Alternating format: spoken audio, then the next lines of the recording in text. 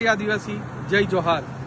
14મી ફેબ્રુઆરી વાંસદા ખાતે એક ભવ્ય આદિવાસી મહાસંમેલનનું આયોજન કરવામાં આવ્યું છે। એના મુખ્ય હેતુ ખાસ કરીને આપણું જે આદિવાસી સમાજની વાનગીઓ છે, આદિવાસી સમાજની જે પ્રતિભા છે, આદિવાસી સમાજની જે સંસ્કૃતિ અને પરંપરા છે એને ઉજવવા માટે પૂરું આદિવાસી મહાસંમેલન રાખ્યું છે। સાથે સાથે જે આદિવાસી સમાજમાં આપણા આદિવાસીઓ માટે સારું કામ કરે છે એવા આપણા ગુજરાતના આદિજાતિ મંત્રી નરેશભાઈ પટેલ, ગુજરાત ભારતીય જનતા પાર્ટીના પ્રદેશના ઉપાધ્યક્ષ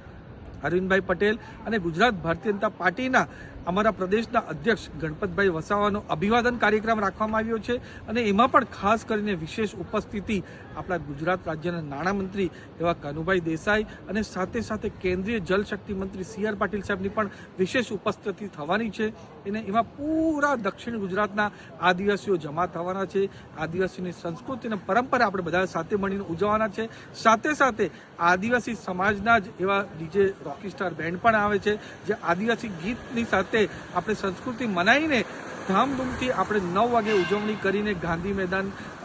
હનુમાનબારી સર્કલથી ગાંધી મેદાન પહોંચશું અને ત્યાં પછી આદિવાસી સંમેલનમાં આપણે જે પણ આદિવાસી પ્રતિભા છે એ નિહાળવાના છે અને પછી આદિવાસી સ્ટાઇલનું પૂરું ભોજન એમ કરીને પૂરું આદિવાસી સમાજનું જ્યારે મહાસંમેલન રાખ્યું છે તો તમને બધાને ભાવભીનું આમંત્રણ છે કે 14મી ફેબ્રુઆરીએ સવારે 9 કલાકે